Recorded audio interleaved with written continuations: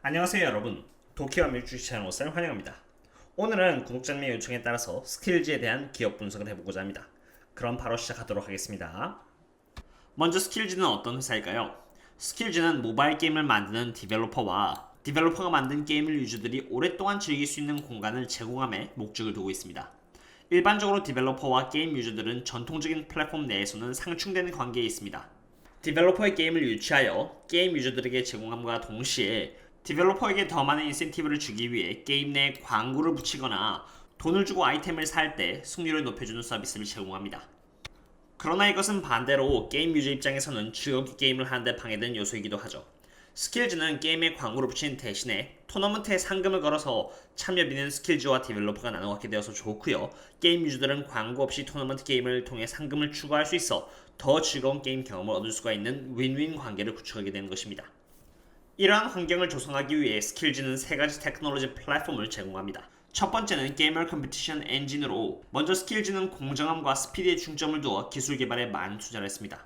일반적으로 게임이 끝나면 바로 게임을 할 수 있는 상대와 대결을 하게 하여서 대전이 빨리 진행될 수 있도록 하는 게 옳으나 이러한 측면에 너무 집중을 한다면 크나큰 실력 차이로 인해서 공평하지 못한 게임이 될 수도 있습니다. 비슷한 레벨의 유저들끼리 경쟁을 하면서도 빠르게 대전이 진행될 수 있게끔 하기 위해 스킬즈는 게이머 컴피티션 엔진에 많은 투자를 했습니다.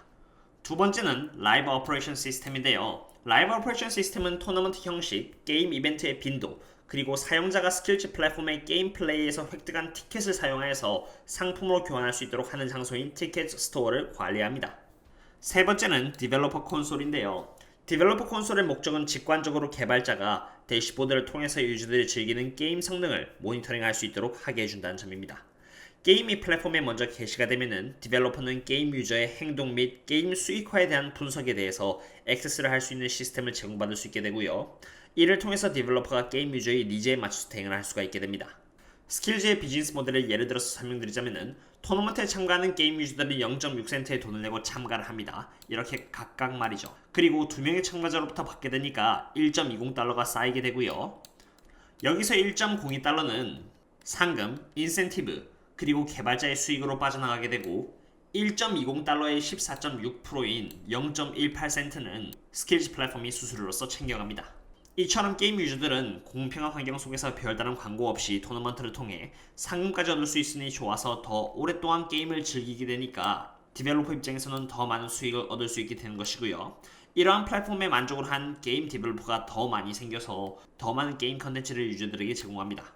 그러면 더 많은 게임 유저들이 모이게 되고 더 많은 수익을 게임 디벨로퍼 그리고 스킬즈는 얻을 수 있게 되는 것이죠. 이로 인해 선순환 사이클이 완성이 됩니다. 지금까지 스킬즈의 비즈니스 모델에 대해서 알아보았으니 이제는 구체적으로 스킬즈가 얼마나 수익을 내는지 인컴 스테이트먼트를 통해서 알아보도록 하겠습니다. 먼저 매출액을 보면요. 2020년 4분기에는 스킬즈는 67.72밀리언 달러의 매출을 기록했습니다.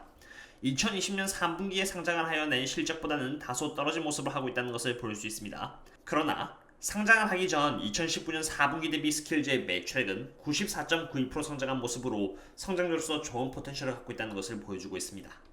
매출 총이익을 보도록 하겠습니다. 매출 총이익은 64.25밀리언 달러로 매출액에서 원가 비용을 빼면 나오는 부분입니다. 스킬즈의 경우는 게임 이용자들이 토너먼트에 참가함으로써 각각 0.6달러를 지불하면은 거기서 상금, 인센티브, 그리고 개발자에게 주어지는 이득을 빼고 남은 것이 이 매출액이 되는 것이고요. 이러한 매출을 만들기 위해서 필요로 되는 이 원가 비용을 추가로 빼면은 남는 것이 매출 총이익이 됩니다. 매출 총이익을 매출액 대비 비교했을 때 나오는 그로스 마진은 약 95%로 굉장히 높은 마진율을 갖고 있다는 것을 볼 수 있습니다. 그 다음은 영업이익과 순이익을 보도록 하겠습니다. 이러한 매출 총이익에서 R&D 그리고 인건비로 이루어져 있는 영업비용을 빼면은 나오는 것이 바로 이 영업이익입니다. 보시다시피 영업이익은 마이너스 43.23밀리언 달러이고요. 여기서 이자, 감가상각 그리고 세금을 감안했을 때 최종적으로 나온 부분이 순이익으로 지금 순이익은 마이너스 43.93밀리언 달러인 적자임을 볼 수 있습니다. 지금 현 시점에서 스킬즈의 펀더멘털을 보면은 그렇게 견고한 펀더멘털을 갖고 있지 않음을 알 수 있습니다. 그럼에도 불구하고 그나마 다행인 점은 적어도 앞으로 매출액은 68.21%씩 상승할 것으로 예측이 되고 있으며 95%라는 높은 그로스 마진을 보이고 있다는 점입니다. 이러한 행보가 미래에 계속된다면 펀더멘털이 개선될 수 있는 여지는 충분하다고 생각됩니다. 지금까지 인컴 스테이트먼트를 통해서 기업의 펀더멘털에 대해서 알아보았으니 이번엔 스킬즈가 흑자로 턴어라운드 할 때까지 어느 정도의 체력을 보유하고 있는지 한번 알아보도록 하겠습니다. 밸런시입니다. 먼저 캐시 앤 캐시 이퀴벌런트를 보시면은 스킬즈는 262.73밀리언 달러의 현금을 보유하고 있습니다. 그 다음은 부채를 알아볼 건데요. 스킬즈의 경우는 22.03밀리언 달러의 페이어블 이외에는 찾아볼 수가 없습니다. 페이어블은 스킬즈가 거래처를 대상으로 1년 이내에 갚아야 되는 부채인데 22.04밀리언 달러밖에 없고요. 갖고 있는 현금으로 부채를 전부 다 갚아도 현금을 충분히 많이 보유하고 있다는 것을 보실 수 있습니다. 은행을 대상으로 지고 있는 부채는 아예 없고 아주 훌륭한 밸런스를 갖고 있다고 할 수 있겠습니다. 이번에는 스킬즈가 떨어진 이유에 대해서 알아보도록 하겠습니다. 최근에 스킬즈는 나스닥의 하락과 함께 고점 대비 55.31%가 떨어졌습니다. 물론 나스닥의 흐름과 함께 고평가를 받아온 스킬즈는 당연한 하락을 맞이했다고도 볼 수 있지만 더 큰 하락을 부추긴 것은 바로 울프팩 리서치의 공매도가 빠질 수 없다고 봅니다. 공매도 리포트를 한번 점검해 보았는데요. 울프팩이 주장하는 것 중에서 맞는 것도 있고 동의할 수 없는 부분도 있다고 생각합니다. 먼저 울프팩이 주장하는 것들 중에서 동의할 수 있는 부분을 본다면 바로 이 부분인데요. 스킬즈의 경우는 테더 스튜디오 그리고 빅런 스튜디오의 게임 디벨로퍼에서 만든 3개의 게임이 전체 매출액의 88%를 차지한다는 점입니다. 이 뜻은 나머지 게임들은 인기가 없다는 뜻이며 혹여 3개의 게임에 대한 매출액 비중이 줄어들기라도 한다면 스킬즈의 매출액은 큰 타격을 입을 수 있다는 것을 뜻합니다. 두 번째는 밸류에이션 부분입니다. 이렇게 55%가 떨어진 현재 스킬즈의 밸류에이션은 EV 세일즈로 봤을 때 18.91이고요. 프라이스 투 세일스 멀티플로 봤을 때 24입니다. 이것을 전고점을 기준으로 바라본다면 55%가 떨어진 이전에는 상상도 못할 정도의 고평가를 받고 있었다는 것을 짐작할 수 있으실 겁니다. 그러나 이러한 울프팩 리서치의 주장이 전부 다 맞다고 할 수는 없습니다. 울프팩 리서치가 내세우고 있는 첫 번째 주장에 따르면요. 스킬즈의 다운로드 성장률은 시간이 지날수록 점점 줄어들더니 이제 마이너스 성장률을 기록했다고 합니다.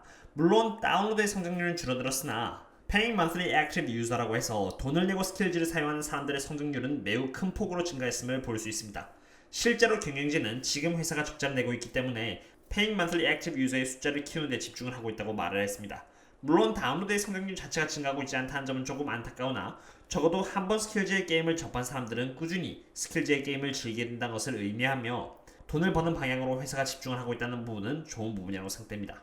그리고 울프팩의 세 번째 주장에 따르면 스킬즈는 게임 인더스트리에서 그렇게 중요하게 생각되지 않으며 구글 플레이에서 1년 전에 퇴출당한 앱이라고 주장을 하고 있습니다. 그리고 앞으로도 스킬즈를 구글 플레이에 들여놓지 않을 것이라고 하네요. 그런데 아이러니하게도 구글 스토어에서 스킬즈를 치면은 이렇게 검색 그리고 다운로드가 가능합니다. 울프팩 리서치가 공격적으로 주장하는 것 중 또 다른 하나는 스킬즈가 NFL과 계약을 실제로 맺지 않았다는 점입니다. 그리고 스킬즈의 디벨로퍼 포털에 따르면 디벨로퍼들은 NFL과 계약을 맺은 것에 대한 이야기가 전혀 나오지 않다는 것을 강조했습니다. 먼저 아까 울프팩 리서치가 했던 주장에 대한 반론으로 이렇게 NFL과 스킬즈가 멀티이어 게이밍 어그리먼트를 맺었다는 내용이 검색이 되고요. 비즈니스 와이어에서도 이렇게 내용이 나오고 있습니다. 즉 NFL과의 계약은 거짓이 아니며 실제로 멀티이어 게이밍 어그리먼트를 맺었다는 뜻이 됩니다. 그리고 디벨로퍼들이 NFL과의 계약 그리고 컨텐츠에 대해 전혀 이야기가 나오지 않다는 것인데 그것도 그럴 것이 NFL 디벨로퍼 챌린지는 2021년 2분기부터 시작이 될 것이기에 그런 이야기가 아직 나오지 않을 가능성이 큽니다. 지금까지는 공매도 리포트에 대한 내용을 알아보았는데요. 이번에는 스킬즈의 미래 전망에 대해서 한번 알아보도록 하겠습니다. 스킬즈가 위치하고 있는 시장은 149조의 게이밍 시장이며 5G의 확산과 함께 2020년 기준으로 68조의 시장 규모를 갖고 있는 모바일 게이밍 시장에 위치하고 있습니다. 비록 스킬즈가 게임 시장에 있어서 0.1% 정도의 게임 유저의 시장 점유율을 보여주고 있으나 2020년 4분기의 그로스 마진율은 95%로 매우 빠르게 성장을 하고 있으며 스킬즈를 위한 해외 시장의 비중은 점점 커져가고 있습니다. 해외 시장의 규모는 미국 시장의 4배에 달하고요. 스킬즈의 90% 이상의 매출액이 미국에서 나온다고 본다면 앞으로 스킬즈가 해외 시장에서 얻어갈 수 있는 매출액은 매우 크다고 판단됩니다. 이번에 스킬즈는 어닝콜에서 미국 다음으로 진출할 시장은 인도라고 발표를 했고요. 지금 현재 인도는 모바일 게임 시장에서 5번째로 가장 큰 시장을 갖고 있는 나라입니다. 실제로 이 차트를 보시면은 모바일 게임을 즐기는 유저의 숫자가 꾸준히 상승을 하고 있으며 2022년에는 3억 6,800만 명에 달합니다. 2021년 오늘날 미국에서의 게임 유저는 2억 300만 명이기에 인도와 비교해본다면 인도의 게임 유저의 숫자는 매우 크다고 할 수 있겠습니다. 어떠셨나요 여러분? 오늘은 스킬즈에 대해서 리뷰를 해보았습니다. 스킬즈는 게임 디벨로퍼와 게임 이용자가 토너먼트를 통해서 모두가 윈윈할 수 있는 플랫폼을 제공하고 있습니다. 비록 지금의 펀더멘탈은 그렇게 견고한 편은 아니나 크로스 마진율이 95%인 만큼 미래의 높은 성장률을 보여주고 있으며 재무 상태 또한 건전해 앞으로 높은 확률로 괜찮아질 것이라고 생각이 됩니다. 나스닥의 하락 그리고 울프팩 리서치의 리포트와 함께 스킬즈는 55% 이상의 주가 하락을 경험했고요. 이전의 밸류에이션은 높았지만 적어도 지금의 EV 세일즈 그리고 PS 멀티플을 봤을 때 딱 적절한 밸류에이션에 도달했다고 생각합니다. 앞으로 모바일 게임 시장의 성장 그리고 스킬즈의 인도 진출을 봤을 때 지금 시점에서 앞으로 성장할 수 있는 포텐셜은 크다고 생각하며 저는 불리시하다는 의견과 함께 오늘의 분석 영상을 마치도록 하겠습니다. 다음에는 다른 분석 영상과 함께 찾아뵙도록 하겠습니다. 그럼 또 다음에 만나요. See you later.